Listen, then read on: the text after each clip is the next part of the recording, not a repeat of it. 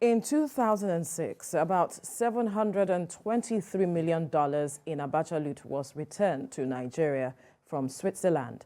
And since then, there have been several recoveries made from the Abacha loot, which are proceeds believed to have been diverted from public coffers by the military administration of General Sani Abacha in the 1990s.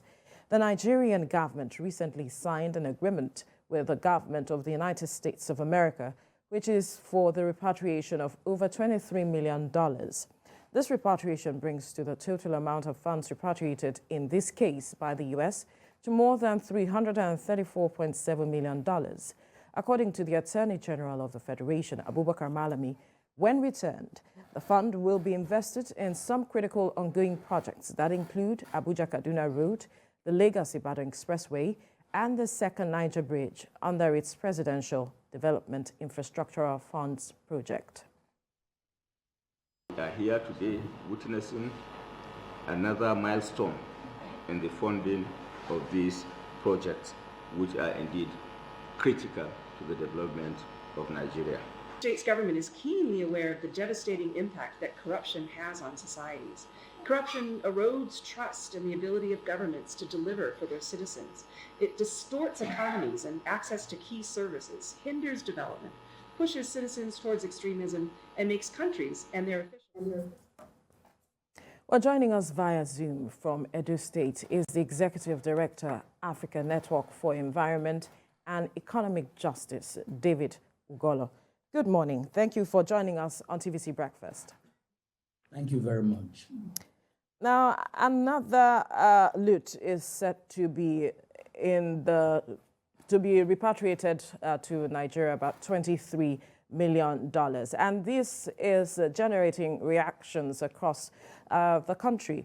There are those who are afraid that perhaps this monies might be used for the coming elections. And there are those who think that it should be channeled to solve some pending challenges like ASUU strike, the demands of ASUU. But then again, let's get your reaction to this latest development, because you have been monitoring some of the monies that have been returned, especially its use in the country. First, again, thank you for inviting me to your program, and I'm happy to again join Nigerians to celebrate this new recovery. Again, we must commend the current government for working closely with the international community and to make it possible for us to continue to recover our stolen money stashed in Western Bank. Having said that, this recent recovery, again, is also going to be invested in the three projects we identified: the Abuja-Kano Road, the Lagos Road, and the second Niger Bridge, which is part of the Presidential Infrastructural Development Funds. And the Sovereign Investment Authority will be managing this fund. I think first we must commend the Nigerian government for putting in place a framework that now encourages the international community to have confidence in the system to support repatriation to the country. If you look the success Nigeria have recorded so far compared to other countries, you will give it to President Buhari that he has done very well in asset recovery. But having said that, what are the real difference in terms of what is in the agreement that Nigerians should celebrate? The first thing that I think Nigerians should celebrate is to commend the U.S. government for making it possible that the entire 100% of the $23 million will have to go into the Presidential Infrastructural Development Fund, and that no percentage should go to lawyers. So this is a victory, because before now, private lawyers have been feasting on recovered assets in Nigeria. And for this agreement, the uniqueness is that the U.S. government have insisted, and it is contained in the agreement, that the 100% of the $23 million will go into the three major projects. So for me, this is a victory. Then another provision in the agreement that needs to be celebrated, that Nigeria need to take notice of. In 2017, Nigeria and other countries, including the U.S. and UK government, agreed to certain standards and principles which is called the Global Forum on Asset Recovery Principle, which lay emphasis on the issue of transparency and accountability and the need for civil society to continue to play a major role in all recoveries.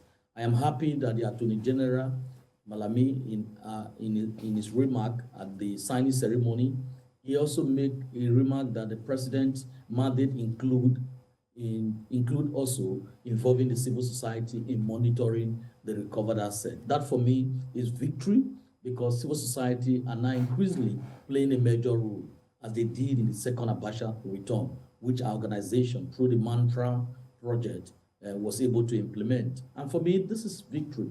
You know, we're beginning to see transparency and accountability, and the whole conversations around asset recovery is beginning to take a different shape. And that, for me, is something Nigerians should celebrate. But how will the $23 million impact on Nigerians? And I think it's incumbent upon Nigerian government not to stop at just disclosing the agreement.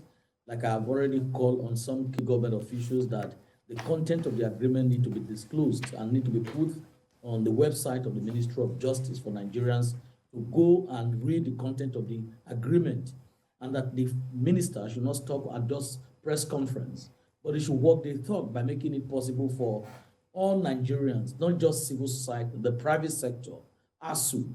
For instance, the amount of resources ASUU is looking for compared to what we are recovering is not something to write home about. Why will ASUU not play a major role in monitoring this money that is returning to Nigeria? Other stakeholders, including the private sector, need to play a major role. And for me, the $23 million that has just been recovered from the US is again a reminder that the international community, if they work closely, they can do something to help African countries, and including Nigeria. And for me, it's also a reminder that if you put your house in order, you can achieve a lot. And that's exactly what the Nigerian government have done so far. Because in the recovery of stolen assets, as an expert, it takes two to tango. And both the requesting and requested state need to come together. If they don't come together and put in place an infrastructure that sends a signal of trust, it will never happen. Countries like Tunisia, like Sri Lanka, who are also looking forward to receive their stolen asset, are not having it easy as what has happened in Nigeria. As we speak today, we are now in Abacha 5. And that means is that every tranches that have already come into the country are running into millions of dollars. Compared to other countries, they hardly are able to achieve that. Uzbek just got some few money recently from Switzerland, which is being celebrated around the world. But because in Uzbekistan, because there is no transparency and accountability system within the country, the government of the Switzerland is relying on the UN system to disburse the money. That again is a signal that the financial system in the country cannot be trusted. Compared to what has happened in Nigeria, in all the 5 tranches that has come to Nigeria, apart from the first Abacha, that some of us also raised concern about the lack of transparency. In this instance, it is the Nigerian internal system that is spending the money. And that is a confidence building that I expect Nigerian government to sustain, and so that other recovery can continue to happen. All right, Mr. David Ogolo, you spoke about the money coming without the agency of lawyers. Now speak to the irony of the Minister of Justice and Attorney General making this announcement, while he has been central to the crisis between him and the governors over 418 million naira Paris Fund refund. Hello? Can you hear me? Yeah, I can hear you very well. I said, can you speak to the paradox? Yes. I also, that is really why I said that we should celebrate this agreement and we should commend the US government. And the US government stick out their neck to insist that there will be no lawyers feasting on this agreement, and which is a bad practice. It's not a gold standard. That is why this Abacha 5 is a gold standard. Compared to the Paris Club refund, which is, as you have seen, is in a messy situation. You can see the confusion. You can see the problem. You can see all the conversations around the Paris Club refund. You can see the exchange between the Nigerian Governors Forums and the minister. You can see the exchange between the AGON and others. What has happened, it is lack of transparency, it's lack of due process, it's lack of respect for the Nigerian people, and it's entirely messed in the corruption. As a matter of fact, I've already called on EFCC to start an independent investigation on the whole fraud around the Paris Club refund. And this is just, again, doesn't send a good signal about the country. So you can't compare. There are polar apart. The Paris Club refund is in a messy situation. But this Abacha 5 is a gold standard. The agreement is a gold standard. No lawyers, no private lawyers can feast on this agreement. The US government have insisted, and the provisions is clear there in the agreement, and that the $23 million have to go to the Nigerian people. No room for any lawyer to make money out of it. But if you compare what has happened in the previous recoveries, lawyers have been feasting on Nigerian money recovered. And this is unacceptable. And we are happy. We're celebrating this. We commend the US government, and we commend President Buhari to make this happen. We commend the UK government. And the Paris Club refund is in a mess. Those lawyers and those contractors that we employed are only feasting on Nigerian money for doing nothing.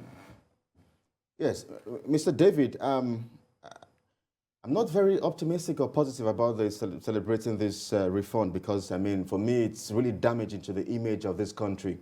But let me ask you, the absence of these looted funds or laundered monies this past years, how has that impacted on the Nigerian economy? How has that impacted on the lives of Nigerians over the years? Is that why we are broke now as a country? Well, as you see, there are two different issues. Nigerian money, perhaps if you're familiar with the story, what Abacha and his cohorts, like Atiku Bagudu, the current governor of one of these states in the country, what they did to the Nigerian economy in November 1993 to June 8, 1998, when we had the military dictator Abacha. During that regime, over $5 billion was stolen out of this country. Abacha did allegedly stolen. Huh? Allegedly stolen. Yes, allegedly stolen, and as so far, over $2 billion has been recovered and returned to the country. And just to give you an example, what this has done in the Abacha through, where $321 million was returned to the country, as we speak, over 1.9 million poor Nigerians have benefited from this money, distributed through the cash transfer office. The first time in history that recovered money is used to finance social protection program.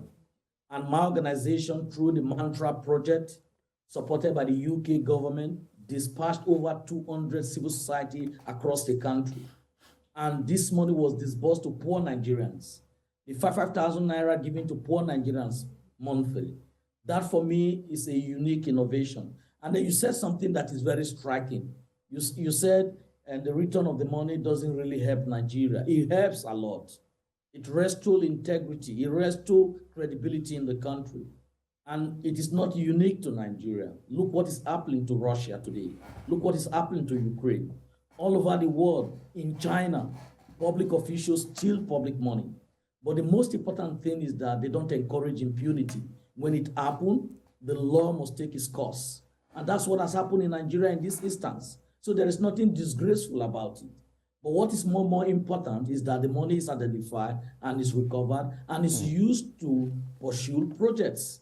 So the question you and I should be asking ourselves, how do we work together to ensure that the recovered asset that is returned back to Nigeria is used judiciously? And that is why I said it's worth celebrating, because if you look the content of the agreement compared to what happened in Abacha 1, there's everything to celebrate. This has taken us over 15, 20 years trying to see that we have stolen assets returned back to the country. As you also know, illicit financial flow is a big problem in the continent. is a damaging one in the continent. We're talking about looking for resources to finance development. And as we speak today, recovering of stolen assets has become a source of revenue for the country, and which is not bad. It's a unique way to overcome the challenge of corruption. And we are now beginning to see the benefit of fighting corruption. So we should step up the campaign for recovering of this asset. Okay. Let me explain to you the implication of recovering this asset. It helps again stigmatize those who are involved.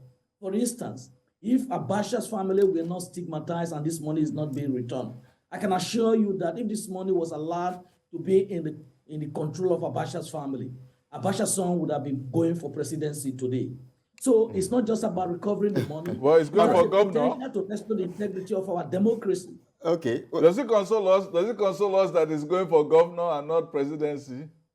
But you can see what has happened to his governorship ambition. all right. So, Mr. David, just as a follow-up, so how has the business of looting been so far? Is it that it's not been flourishing over the years or since Abacha, or perhaps our politicians have become even smarter? You just heard about the accountant general who stole about 100 and something billion naira. So stealing is still ongoing. And it's not unique to Nigeria. But the question is the level of impunity in the country and how EFCC and the anti-corruption agency are rising up to the challenge. We just heard this morning now that EFCC is also investigating the director for finance in NDDC, traced to issue of billions of nairas that tax evasion. So crime, looting of public funds is still ongoing. And as you know, every day they devise new technology, they devise new means, technique of doing this. And EFCC and anti-corruption, they are all doing the best they can. And our role as anti-corruption activists and civil society and media, as you are, like what you are doing today, TVC is doing a fantastic allocating time to have a conversation, raising public awareness. This is what we call collective action. It's not about pointing finger. You know, I hate people pointing finger. Just ask yourself, what can you do to help the country to move forward? The issue of corruption is a worldwide issue. It's not limited to Nigeria alone. But the level of impunity, when it happened, what happened? How do we encourage the law enforcement agency to take action? I think that's what is more important. And so far, so good. The recovery so far is very encouraging. And do we need to increase more effort? Yes. And do we need to deepen the engagement of the EFCC and anti-corruption agency? Yes.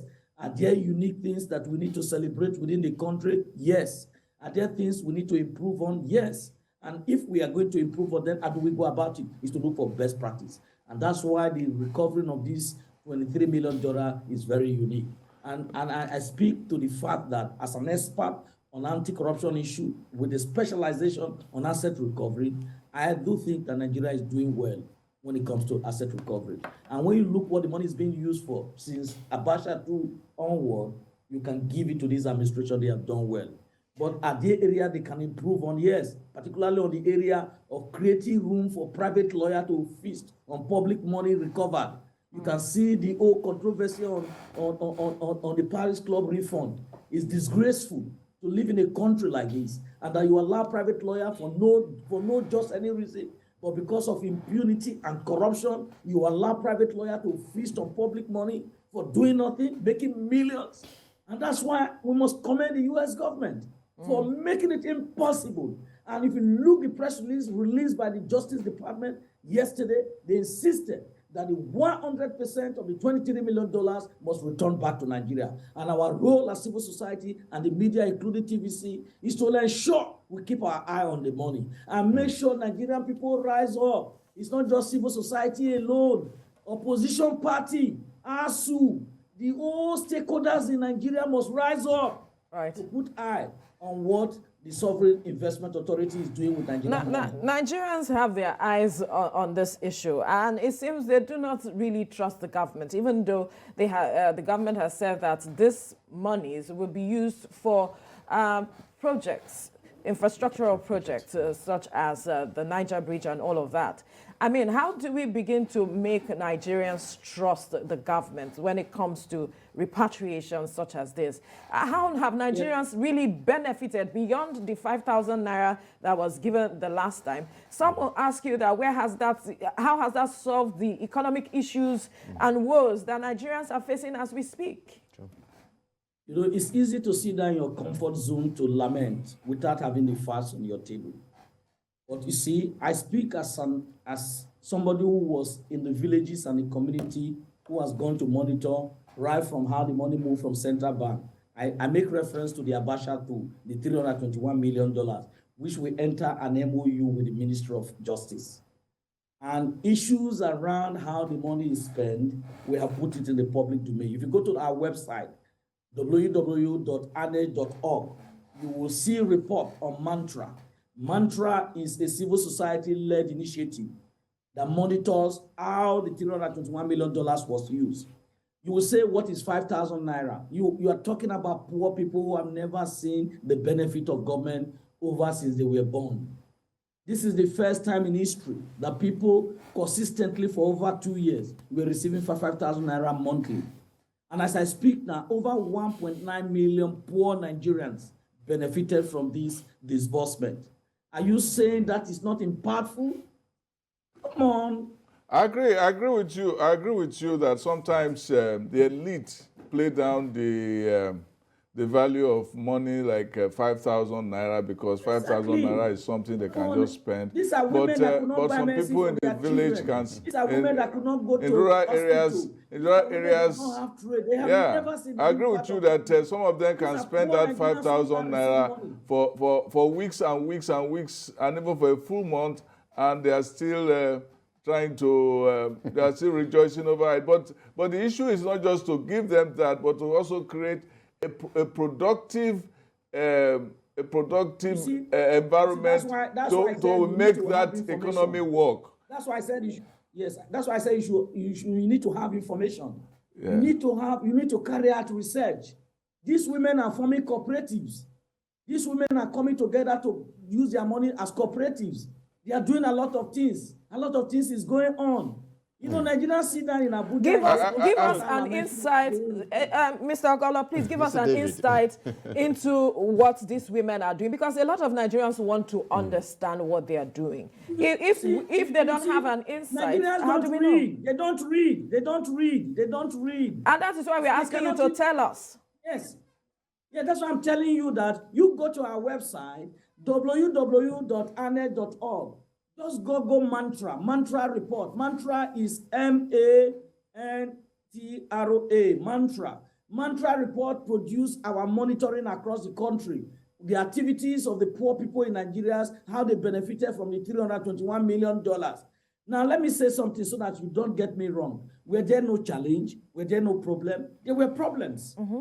But we identified those problems. There were grievances mechanism put in place by the National Cash Transfer Office, which is supervised by the Ministry of Humanitarian Affairs. Now, those problems will bring it to the attention of the minister. We bring it to the attention of the NCTO. That's the agency responsible for the management. The first time in history, because of the agreement of the Abacha tool, the Minister for Justice made a letter to the ministry to make sure that every information on how Mr. Ogolo was disbursed should be shared with civil society. Mr. Ogolo, sometimes the problem this matter creates is that when you give 5,000 naira to the poor, it really helps them. But the thing is that it doesn't solve their poverty. It gives them a leeway. But it is a great relief. The point is, governments do it all over the world. The American government does it. They give cash relief, they do all of that. But when you do this, you need to match it with some kind of economic revival program that will help those people also lift up. That's what is missing here. It's not as if that program is not commendable. It's done everywhere where a government has compassion for its people. Now, that's not where I'm going here. I want to know if the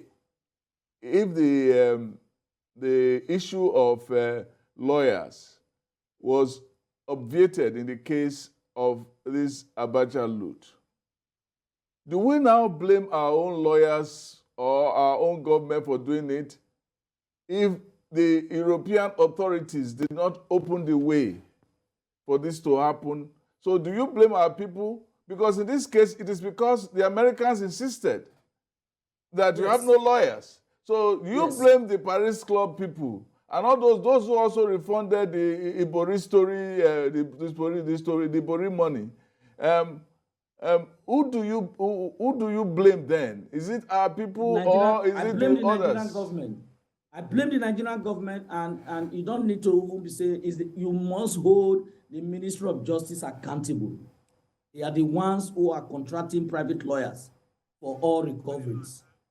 And we have lawyers in the Ministry of Justice who could do this job. So this private lawyer is job for the boys.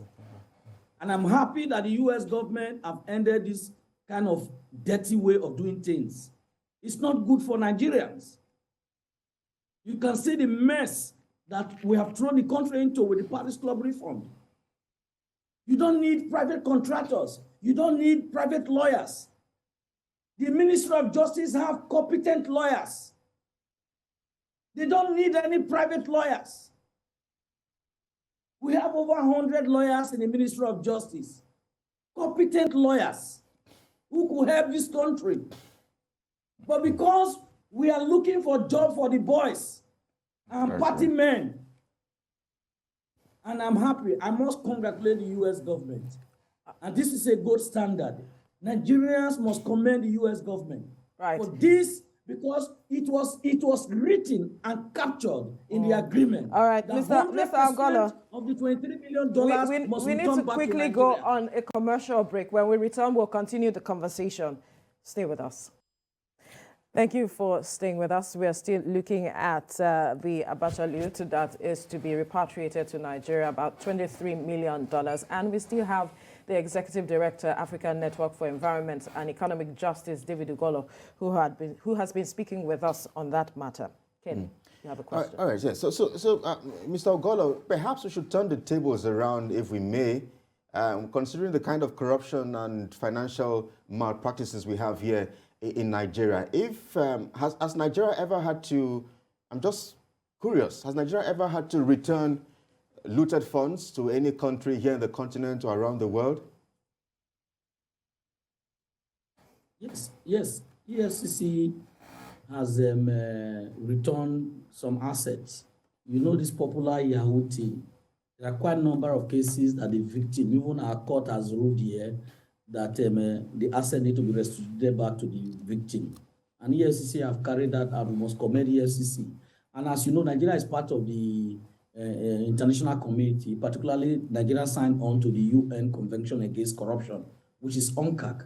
And UNCAC obligates Nigerian law enforcement agency to cooperate with other jurisdictions to ensure that when things happen, particularly when it regards with corruption and crime, Nigeria must cooperate. And that EFCC have done, and through mutual legal assistance, and Ministry of Justice have also rendered assistance to other jurisdictions like US, UK, European countries where their citizens are defrauded, particularly through this popular Yahoo system. And so Nigeria have done that, and I must commend Nigeria. Otherwise, the other countries, other jurisdictions will not cooperate with Nigeria. All right. There's this aspect where some Nigerians don't seem to find really funny, if I may use that word. The aspect of conditions being given before these funds are repatriated. It doesn't seem to sit well with some a cross-section of Nigerians. Can you speak to that? That some Nigerians are not happy with the return. Conditions that are being given before these monies are returned. No. There's no. You see, we were in Addis Ababa where, we have been working on asset recovery for over 30 years, and there have been development from conditionality to mutual consensus, which is now being properly expressed in the GIFA principles. And like I mentioned to you, in 2017. The US government and UK government came together in collaboration with Nigeria and other 4 countries, Tunisia, Sri Lanka, to organize that meeting in Washington. And discussions were led to is setting 10 principles on how assets should be returned. And if you look at Chapter 5 of the UN Convention Against Corruption, it also explicitly explained very well how the cooperation should take place, how countries should cooperate. And there have been conversations across the country, and there are Addis Ababa Declaration. So in all this, there is a consensus that assets should be recovered. At once asset is frozen, identified, returned to the country, should be used for a project that will promote sustainable development. And trust should be built between countries, particularly from the requesting to the requested state. So, and in this mutual conversation, we have all now adopted, the global international community have now adopted. That's why if you see the press release issued by the US government, they made an allusion to the global, the GFA principles. And if you look the release by the Switzerland government, if you look their return of Abacha to the $321.1 million, they made an allusion to those principles contained in UNCAC and others. So, and there was also a UN meeting, a political declaration on corruption was made. The issue of asset recovery was also a topical issue. And next month, I will be going to Vienna to also attend the Conference of State Parties special section on the issue. So all this conversation is that there is a consensus, because what happened in 2005 and 2004 and 2005, when the first tranche of $700 million was returned to Nigeria, is not something to write home about. I was the one who coordinated over 10 civil society with 10 key government officials to move around the country to monitor what that money was used for. It will interest you to note that when we visited schools that the then minister claimed the money was used for, those schools were not in existence. When we visited the roads that they said they used the money to build, some of those roads were not there. You see? So the $700 million went into the hole. So when it came to the second Abacha return, everybody had the sense that we must do it in a framework that guarantees transparency, accountability, and that guarantees the monitoring of society. Mr. Ogolo, that leads me to my next question, because it's very interesting you mentioned this. You know that there was also the story of about 2 billion naira that was supposed to be sent to schools, and the schools were not in session, and nobody has accounted for that money from the humanitarian ministry up to date. Now, do you see all this transfer, in spite of its economic value, do you see all of this transfer of money as a guilt conscience from the Nigerian political elite, saying that, okay, maybe we have stolen their money so much, let us give them something to give us the impression that they are also chopping the way we are chopping? Let me also explain to you that as civil society, we are also looking at this. As you know, the national anti-corruption system is within the control of the political elite. And EFCC, ICPC will only act to the extent the president is able to exercise the political will. And if President Buhari, who told Nigerians that his basis for coming back to become president is to make anti-corruption as a major platform, these are happening. You could imagine why you mentioned earlier on why the Nigerian people don't trust government. The issue of trust is a big issue. The reason why people don't trust government is that when the level of impunity is very high. But we as civil society must begin to look beyond the normal way of tackling corruption. Just last week here, we were able to assemble over 35 NGOs. We trained them on the latest innovative technique on how to tackle the corruption involving politically exposed persons in Nigeria. You know, the UK and US government have come out with a sanction regime. And within that sanction regime framework, any political elite that we found that is corrupt, using such resources to undermine election coming 2023, we shall petition the UK sanction regime. He or her and her family will be banned from entering Europe or any Western country. So we're also looking, because there are extents that EFCC can do. If the president of the country do not give a political support to my good friend in EFCC, the chairman, there's nothing he can do. There's nothing he can do. So the political support of the president is required. Now the Proceed of Crime Bill has been signed into law. Yes. For it to be enforced, particularly the provision that is very innovative in that law, is the non-conviction-based approach. Because before now, criminal prosecution is difficult to carry out. That's why the plea bargain became a familiar terrain in the country. But this Mr. Ogolo, because because we are absolutely pressed for time, let me squeeze in this and perhaps you can respond in 60 seconds or less. So, I mean, in Asia, for instance, the continent Asia, there are stories about how the penalties for corruption is really very, very severe. I wonder if you think we can get that into a system in China precisely. You see, I'm a pastor by God's grace, and I don't believe in taking people's life. I don't believe in death sentence as a means of resolving. Even though we've seen pastors who have been subject of such controversies as regards even corruption as well. No, what I mean is that that's my conviction. My faith does not allow me to support death penalty. And on the basis of that, I don't believe death penalty is the solution to solving corruption problems. So I don't subscribe to it. What we need to do is to strengthen our anti-corruption agency and for the political elites that are empowered to exercise the political power. But beyond that is building mass action, like exactly what me and my colleague in the country have done with Abuja-Kano. And today, the US government referred to the Abuja-Kano as a gold standard. It's now the best practice being looked onto all over the world. Mantra have been able to show. You see, I want Nigerians to move beyond lamentation.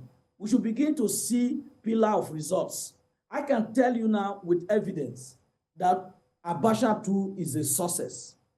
The return of that money to Nigeria has benefited over 1.9 million poor Nigerians. That's a success story. In the face of all this challenge, in the face of all these stealings of billions, me and my colleague, over 200 NGOs in the country, is a unique success. And all over the world, we are now being looked after to come and share our experience. I'm going to Vienna next week. I'm going to be sharing the experience. Just recently, I've been invited by the German government to come and share the experience in a panel on illicit financial flow. Right. And in the US in December, I'm going to the US to share the experience of the Mantra success story. So you can see we have good things to export from this country. It's not just bad story entirely. That's what I'm saying. Thank you. All right. All right. We must thank you. Reverend David Ogolo is the Executive Director, Africa Network for Environment and Economic Justice. Thank you so much for your time on the program. Thank you very much.